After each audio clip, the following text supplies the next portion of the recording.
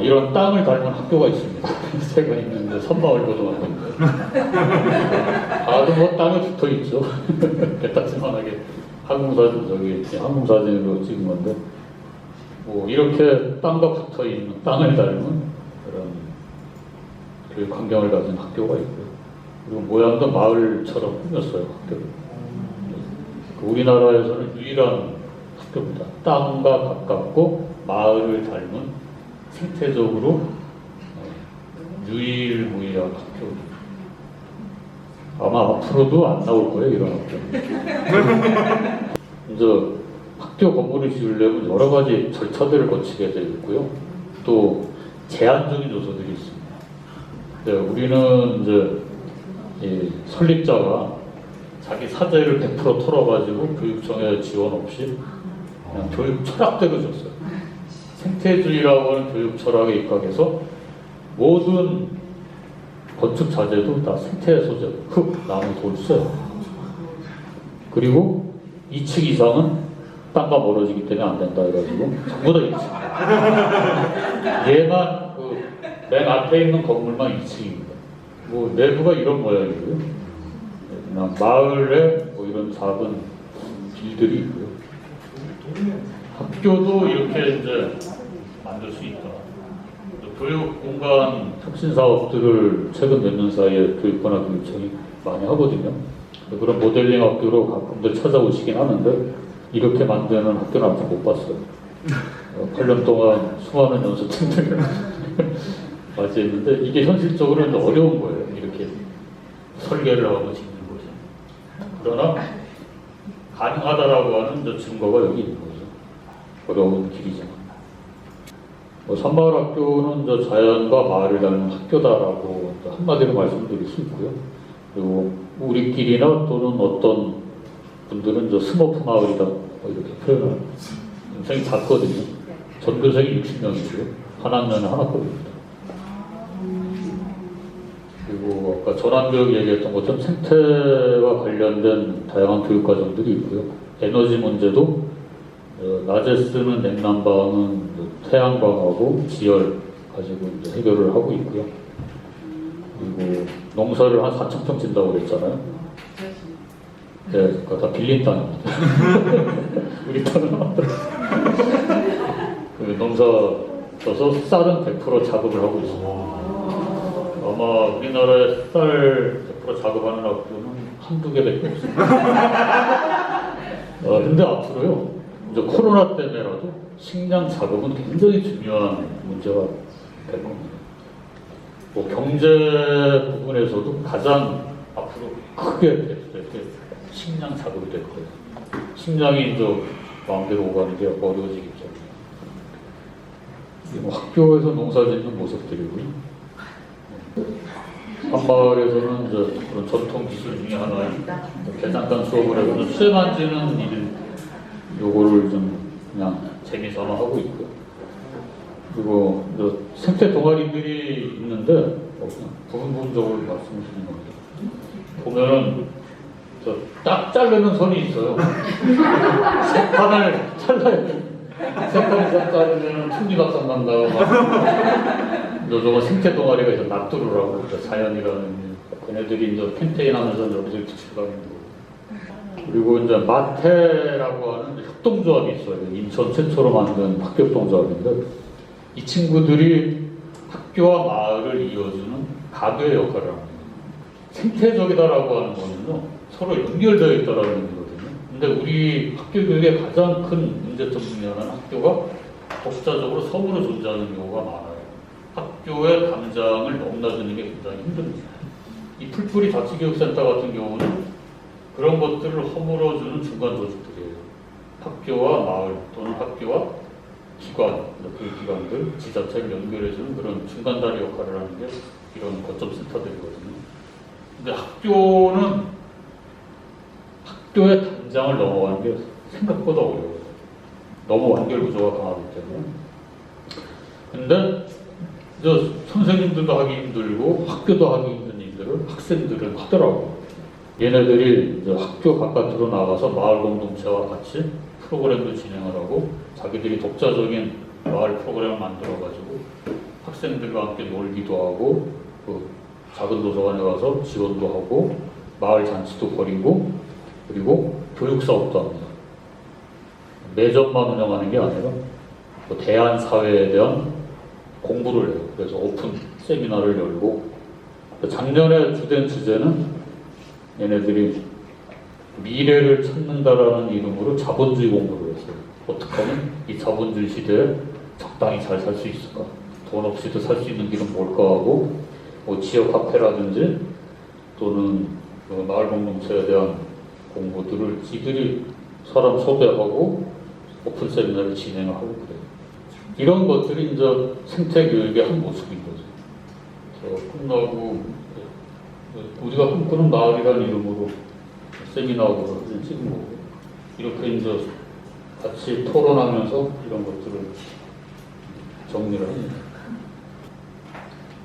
근데 이런 것도 텃밭에서 가능하신 거예요. 텃밭이 마을과 학교를 이어주는 가구 역할을 할 수 있거든요. 저런 이제 공부도 살짝 집어넣을 수 있고 맨날 땅만 파고 꾸미지만 하는 게 아니라 뭐 저런 것도 가끔은 좀 가미하면 좋지 않을까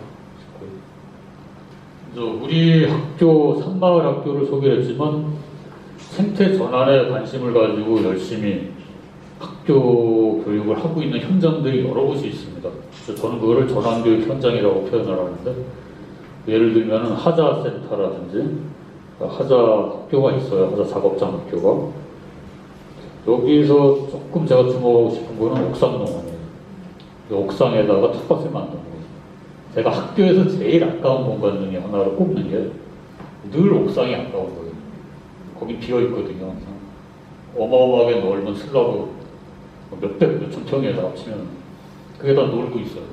거기다가 하다못해 태양광이라도 얹어놓으면 재생에너지도 꽤 많이 생산할 것 같은데 왜 안 하는지 모르겠고 그리고 거기다가 작은 정원들 또는 텃밭들을 조성을 얼마든지 할 수 있거든요. 아까 제가 샘플 보여준 것처럼 큰 많이 없어도 맨땅 아니더라도 그럼 꽤 좋은 텃밭 농사 공간도 되고 휴식 공간도 될 수가 있을 텐데 아까운 부분입니다.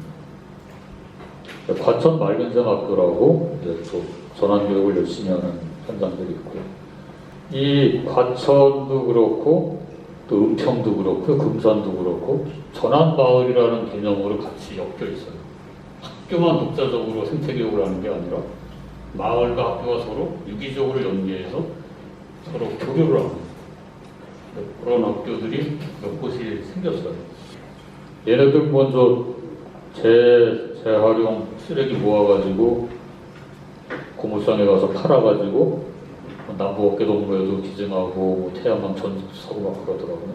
그리고 이런 매주도 받고 아이들이 농사 꽤 많이 져요. 이 학교들이 작은 텃밭에 또는 땅을 좀 빌려서 그리고 성미산 학교도 그 에너지 자립 또는 생태와 관련해서 굉장히 다양한 프로그램들을 돌리고 있고요. 그 마을 안에 다양한 공간들이 있어요. 셀 수가 없고요. 없어지는 것도 있고 새로 생기는 것도 있고. 그래서 마을과 학교가 함께 가는 대안학교들이 몇 곳 있는 대표적인 것은 성산학교. 이 친구들이 전환행이라고 하는 이런 또 프로젝트 보고서도 내기도 하고요. 그 금산에 이제 금산 단기학교라고 있는데 거기도 전환교육, 생태 전환교육 잘 하고 있고 그리고 전환마을 은평이라고 또 이제 마을 지자체 차원에서 좀 그런 전환을 좀 신경 쓰고 있는 구가 있고요. 여기는 제가 있는 강화도의 마을 공동체입니다. 진강산 마을 공동체라고 하는 작은 공동체인데 올해 2월달까지 제가 대표를 했었어요. 지금 다른 분이 맡고 있는데 여기서 이렇게 다양한 활동들을 해요. 대표적인 거 작년하고 올해 하는 것들을 몇 개 꼽아놓은 거고요. 그리고 지금 진행되고 있는 것들이 별로 없어요. 코로나 때문에 못하고 있습니다. 이제 공모를 통해서 공모금도 받고 자체적으로는 돈이 별로 없으니까 지자체나 이제 또는 교육청 또는 정부의 공모 사업을 저희가 많이 프로포즈를 해가지고 그 돈으로 교육 프로그램들 운영을 하거든요. 지금 제일 요즘 첨예에 관심은 마을 공유 공간을 만드는 거예요. 여기는 부러운 게 이런 마을 자치센터 같은, 마을 교육 자치센터 같은 거를 만들잖아요. 근데 강화는 그런 게 없어요. 그리고 마을경제연구소라고 하는 그런 연구소도 만들어서 경제 공부도 하고 공동체 주택도 지금 만들고 있어요. 그래서 내년 아마 상반기에는 10채 규모로 해가지고 공동체 주택이 만들어질 거고 그 안에 작은 도서관도 하나 들어갈 거고요. 그때 이제 프로그램을 만들고 그때 공모 사업을 통해서 외부 자금을 유입을 해서 운영을 하고 있습니다. 이 마을 교육 공동체, 지금 마을 교사라는 표현을 썼잖아요. 학교에 있는 교사가 아니라 마을에 있는 교사라는 의미잖아요. 마을에 있는 그 인적 인프라들, 이거를 이제 활용을 해가지고 마을에서도 교육이 가능하다라는 거거든요. 그 무슨 말씀이냐면 교육이 과거에는 학교의 전유물처럼 비춰졌었단 말이죠. 실제로는 아니었는데 몇백 년 전에도 교육은 다 마을에서 이루어졌었어요. 그런데 근대 교육으로 넘어가면서 그 교육이 전부 다 학교로 넘어온 거거든요. 근데 지금 다시 그 교육이 마을로도 올라가고 있다. 이게 마을 교육 공동체 운동. 학교 교육만으로는 교육이 제대로 안 된다. 한계가 있다. 온전하지 않다. 삶으로부터 멀어졌다. 이런 이유 때문에 마을 교육 공동체가 지금 막 꽃을 피우고 있는 거예요. 이 마을 교육은 지속 가능한 삶을 위한 교육 과정이다. 우리의 삶을 담고 있잖아요. 우리의 마을 속에서의 삶. 그 마을의 선생님들이 마을 교사가 지금 이거는 이제 2년 전 통계예요. 226개였고 그 중에 절반 이상이 마을 교육 공동체로 운영을 합니다. 순천도 분명히 하고 있을 거고요. 이런 일, 혁신, 교육 혁신, 행복교육 지구라는 이름으로 마을 교육 공동체를 꾸리고 지원을 하고 이 풀뿌리 자치교육센터도 그 일환으로 하는 거예요. 지금은 더 늘었습니다. 167개로 알고 있고요. 근데 이렇게 되는 이 배경은 교육의 패러다임이 바뀌어서 그런 거예요. 과거에는 학교 중심으로 학교에서 배운 그 12년짜리 공부 가지고 승부를 걸었다면 지금은 아니라는 거예요. 왜 그러느냐? 결정적으로 수명이 들었어요. 웬만하면은 100살까지 살아요. 재수 없으면 120살까지 살아요. 적당한 때 죽어야 되는데 너무 좀 오래 살게 되는 거죠. 그거는 인생 100살 중에 12년은 너무 짧은 거예요. 이 12년의 그 교육 경험을 가지고 나머지 인생을 산다라는 거는 비정상이잖아요. 그거 가지고 교육을 이야기하기는 너무 적다. 지금은 고등학교를 졸업하고 또는 대학을 졸업하고 나서도 계속적으로 배움이 이어지는 시대가 된 거예요. 너무 적거든요. 대학교 졸업한 친구들 24살? 군대 갔다 와야 대여섯 살이란 말이에요. 그걸로 배움이 종결되는 게 아니거든요. 그 이후에도 얼마든지 다양한 배움의 경로를 통해서 학습을 해야 되는 거고, 그럴 또 기회들을 많이 지금 생태계가 만들어지고 있잖아요. 여기저기 배움의 기회들이. 이 센터에서도 하는 교육들이 뭔가가 있을 것이고, 마을 주민자치센터에서 하는 것도 있고, 교회에서 하는 것도 있고요. 별의별 군데서 다 평생 교육을 하고 있습니다. 그건 배울 때가 너무 많아진 거예요. 그것도 공짜로. 그건 아주 저렴한 참가비 정도. 그러하니 학교는 점점 어떻게 보면 기능이 축소가 되는 겁니다. 학교의 힘만으로는 교육을 맡기가 이제 버거워진 거예요. 너무 미약한 거죠. 단위 학교의 변화보다는 지역 교육력을 강화하는 쪽으로 가고 있는 거고요. 흐름상. 그리고 국가나 중앙 집중보다는 지방자치나 교육자치 쪽으로 지금 가고 있습니다. 그래서 나타나는 그런 형태들이 마을교육 공동체고요. 마을 결합형 학교, 마을 연계 학교 이런 것들이 이제 생긴 거예요. 마을이 중요하다고 보는 이유는요. 그냥 저는 그래요. 좋은 학교를 많이 생각하잖아요. 원론적인 그 좋은 학교는 우리 집에서 가장 가까운 학교인 거예요. 우리 마을에 있는 학교가. 그렇게 돼야 마땅하다고 봐요. 이 마이클 무어라고 하는 다큐 감독이 다음 침공은 어디라고 하는 다큐 영화를 이제 찍었어요. 오래전에. 이 사람이 이제 교육적으로 봤을 때 가장 그래도 잘 이제 하고 있는 나라로 뽑은 게 핀란드입니다. 핀란드에 가서 왜 그 나라 교육이 이렇게 잘 되고 있을까? 그거를 알아보러 가는 거예요. 그래서 그거를 뺏어오는 그런 컨셉으로 영화를 찍은 거예요. 그래서 제목이 다음 침공은 어디로 침공해서 그걸 다시 가져올까 미국으로. 과거에 미국에 있었는데 지금은 없어진 약해진 것들을 전 세계를 다니면서 다시 침공해가지고 찾아온다는 스토리예요. 교육에서는 이건 거예요. 핀란드에 가봤더니 핀란드 교육부 장관이 이 얘기를 하는 겁니다. 이제 감독이 물어봐요. 가장 좋은 학교가 어떤 학교입니까? 물어보니까 이제 교육부 장관이 의아하게 쳐다보면서 참 이상한 질문을 하는구나. 그러면서 대답이 이거였어. 최고의 학교는 우리 마을에 있는 학교입니다. 가장 좋은 학교는. 이렇게 가야 된다라고 그런 겁니다. 그게 학교가 아니어도 좋은 거예요. 꼭 학교가 아니어도. 마을 학교이건 또는 어떤 다른 단위의 그런 배움터건 간에 그 지역에 있는 다양한 교육 생태계들이 꽃을 피우면 좀 된다고 봅니다.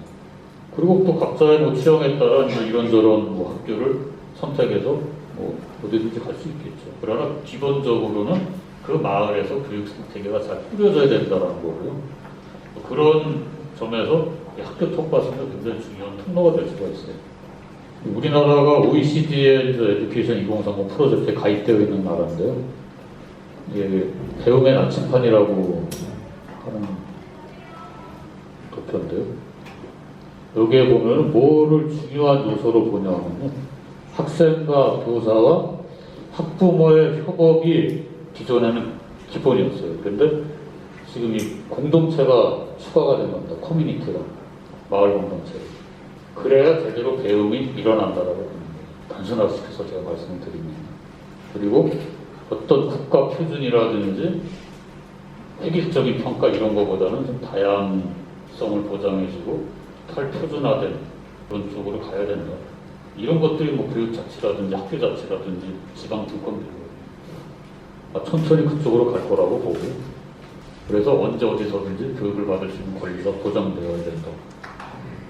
학교를 떠났다고 해서 또는 비인가 대한 학교라고 해서 차별을 받는다거나 또는 나이가 많다고 해서 배움의 기회를 놓친다거나 이러지 않고 언제 어디서든지 평생교육 차원에서 원할 때 대학을 갈 수도 있어야 되고 또는 이 지역에 있는 어떤 배움터에 가서 학습을 할 수 있는 그런 나라가 또는 그런 사회가 돼야 된다는 말씀을 드리고요. 교육 자치라든지 중요한 화두 중에 하나예요. 지금 문재인 정부의 교육 자치가. 마을 교육 자체 같은 건 한번 꾸려볼 만합니다. 마을 교육을 어떻게 하면 좋을까. 그리고 작년에 이제 마을 교육 자치를 위해서 전국의 시도 교육감이 모였고요. 국가교육회의도 모였고요. 전체가 다 모여가지고 이 풋뿌리 자치교육센터의 취지랑 똑같아요. 시민의 교육 주권을 위해서 민간하게 교육 협치를 하는 공간이 여기입니다. 이런 거점 공간입니다. 시민은 모두 학습자이고 모든 학습자는 배울 권리를 갖고 지역과 협력하는 마을교육 공동체를 기반으로 삶과 알미 함께하는 학습자 중심의 교육 생태계를 만들겠다라는 게 교육 자체의 기본적인 방향입니다. 그게 앞으로의 미래 교육 체제입니다. 여기 이제 넥스트젠 젊은 세대분들이 계셔가지고 관련된 거 몇 가지를 이제 골라왔는데요. 이제 곳곳에서 청년들이 이제 배우는 그런 과정들이 많이 생겼어요. 강화에는 청풍상이라고 하는 그런 협동조합이 있습니다. 이 친구들도 자체 사업도 있지만은 공모 사업들을 많이 받아서 사업을 진행을 하고 있고요. 산마을과하고 서로 연결이 되어 있습니다. 그래서 저희 학교 졸업생이 거기 가서 일을 하기도 하고 가끔 시설 이용하기도 하고 그리고 제가 이제 그 진강산 마을 공동체라고 하는 곳에서 한 2년 동안 정부 사업을 수행했던 거예요. 다 국비로 이런 짭짤한 것들을 다 했습니다. 뭐 맥주부터 해가지고 저게 제일 히트친 거예요. 맥주를 흡사로 가리키는 데가 없었거든요. 아까 오면서 보니까 이 앞에 뭐 청춘창고라고 하는 게 하나 있고, 그리고 그 앞에 브루어리가 있더라고요. 이것도 하나의 모델입니다. 저것도 많이 참고를 했었고요. 그래서 이제 이 젊은 세대들이 맥주 만드는 거 또는 뭐 직조하는 거, 랜드 영화에 보면은 포레스트, 리틀 포레스트 그 컨셉이었어요. 그래가지고 저런 식으로 하면 좀 오는 친구들이 있지 않을까 해가지고 강화라고 하는 집도 농촌이라 젊은 친구들이 없거든요. 그래서 저런 걸 해서 좀 이쪽을 빌만한 언덕을 좀 만들어보자 해가지고 유치했었던 사업이고요. 또 가까운 곳에 우리 동네 사람들이랑 우동사라고 하는 친구들이 있습니다. 그 거맘에 주거공동체를 이루고 있고 펍도 하고 있고, 최근에는 저 강화 앞바다에 보름도라고 하는 섬에서 농사도 짓고 가끔씩 캠프도 하고 자연주의 생활을 지금 하고 있습니다. 금산의 불장날라, 또 요즘 막 떠오르는 별입니다. 다양한 사업들을 벌이고 있어요. 뭐 협업농장, 농사짓는 친구들이고, 한꾼회라고 해서 여기도 이제 비농충지 과정을 운영을 합니다. 우보농장이라고 하는 이제 플랫폼 사업도 있고요. 뭐 요거는 이제 지자체끼리 서로 협업해가지고 그쪽으로 이제 청년들을 보내는, 거기서 이제 공고를 받으면서 농사짓고 하는 그런 또 프로그램도 생겼더라고요. 또 순천과 관련된 걸 한번 찾아봤어요. 이런 게 있더라고요. 스마트 팜 과정이라고 그래가지고 요거 순천대학교 안에 있고요. 네, 이것도 국비과정입니다. 지역에서 다양한 형태로 청년 네트워크를 사업을 벌이는 분들이 있고요. 서울에는 용광로 같은 곳이 있습니다. 서울 혁신파크라고요. 다양한 청년들의 이제 실험들이 이루어지고 있고요. 제가 이제 주목하고 싶은 거는 이겁니다. 코로나 때문에 아까 탈도시화가 일어날 것이다 라고 예측을 하잖아요. 근데 이 탈도시화와 귀농귀촌이 맞물려 있는데, 실제로 귀농귀촌하는 사람들의 40% 이상은 청년들이에요. 의외로 작년쯤보다 더 많습니다. 그래서 좀 우리는 좀 그런 청년들의 그런 귀촌 귀농에 좀 주목할 필요가 있다고 보고요. 그래서 이게 이제 과거 일제강점기 때 대몽적 분화로도 운동이 있었던 것처럼 앞으로는 생태적인 분화로도 운동이 좀 벌어져서 이 시골에도 농촌에도 좀 젊은 피가 많이 수혈되면 좋겠다, 이런 좀 희망이 있습니다. 그리고 아까 말씀드린 전환교육 같은 것들을 이제 뭐 보급하고 연수하는 또는 생활기술 이제 기관인 삶을 위한 교사대학인데, 제가 이제 그쪽 일을 하고 있어서 그런 연수를 하는 기관이 있다라는 걸 소개를 하고요. 여기서 1년에 한 번씩 외국으로 이제 연수를 떠나요.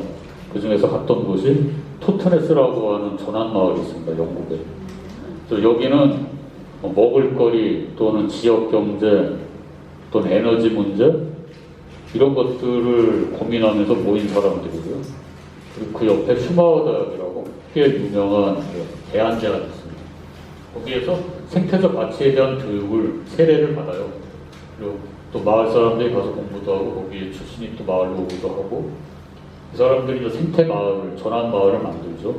근데 여기서 제가 이제 들었던 게 뭐냐면은 다양한 이야기를 들었는데, 이 이야기를 하는 거예요. 사람과 사람의 연결을 돕고 확장하면 전환은 일어날 것이다. 그런데 거기에 이제 필요한 요소 중에 하나가 관계를 회복하는 데는 음식과 맥주가 가장 좋다. 너무 많이 먹으면 곤란하지만 적절하게 서로 뭐 식당이라든지 뭐 잔치회장도 이렇게 뭐 서로 먹으면서. 근데 이제 이 텃밭 농사라고 하는 것도 결국엔 아까 키친하고 연결이 되면 좋겠다는 말씀드렸잖아요. 그럼 먹고 심고 하는 것들이 좀 같이 어울려가지고 돌아가면 훨씬 더 좀 풍성해질 수 있겠다, 이런 말씀을 더 드리면서요. 마을이 앞으로 학교를 구할 거다, 이런 말을 제가 자주 하고 다닙니다. 그리고 앞으로 학교는 학습 정원이 될 거예요. 학습 공원이. 학교만 혼자 독자적으로 존재하는 게 아니라 그 마을에 그냥 한 거점으로서 그 주변에는 다양한 기관들이 있는 거예요. 서로 넘나들면서 교육이 이루어질 것이다, 지역의 평생교육센터 비슷한 기능을 하면서 가게 될 거다라는 게 예측이고, 그러려면은 어떤 마음을 좀 열어야 되겠다. 서로 네트워킹 하면서 가야 된다는 거고요. 앞으로 이제 중요한 몇 가지 과제들이 있고 정책이 있는데, 아까 채식 얘기를 잠깐 한다고 했잖아요.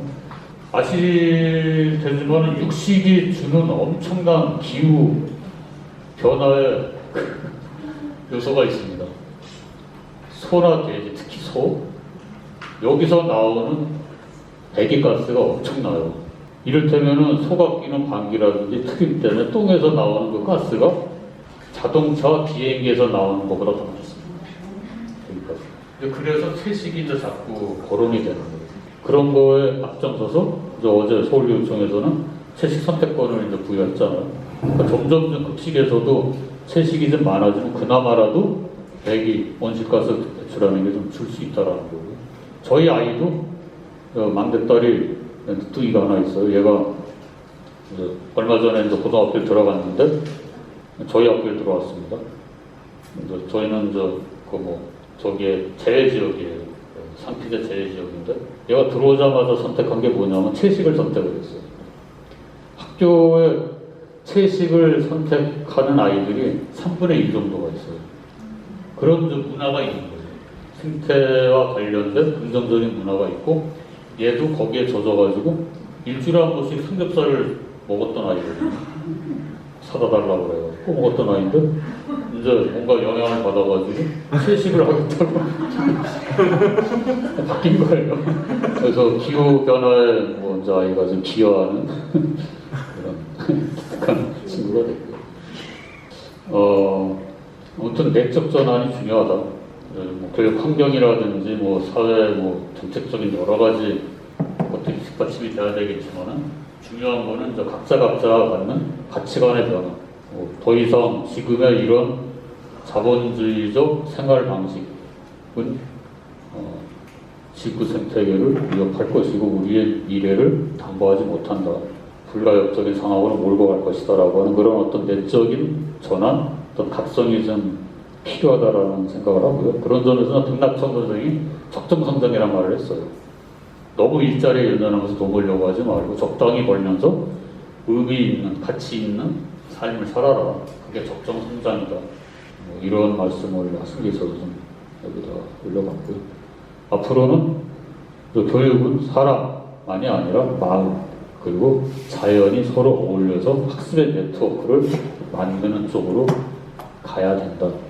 라는 말씀으로 결론적으로 말씀을 드리면서 함께 살면서 함께 즐거운 그런 공동체를 만들어 가시기를 바라고요. 그래서 함께 살아남으시기 바랍니다. 네, 살아남는 게 중요합니다. 함께 살아남는 게 중요한 거죠. 정의로운 전환을 이야기하거든요. 나만 살아남아서도 안 되고 누군가는 옆에서 힘들어서 울고 있는데 나만 먹고 살겠다고, 나만 살아남겠다고 할 수는 없는 거고요. 그래서 이제 등장하는 게 정의로운 전환이거든요. 어떻게든 일자리가 보장이 돼야 되는 거고, 기본 소득이 제공이 돼야 되는 거고. 코로나는 우리가 살아남는 게 중요하다라는 것을 이야기하기도 하지만, 함께 살아남는다는, 그걸 생태라고 이제 저는 번역을 한 거예요. 함께 살아남는 그 방법을 앞으로의 지향점을 코로나는 일러주고 있다. 그래서 한편으로는 고마운 바이러스이기도 하다라는 그런 생각을 합니다. 이걸로 마치도록 하겠습니다.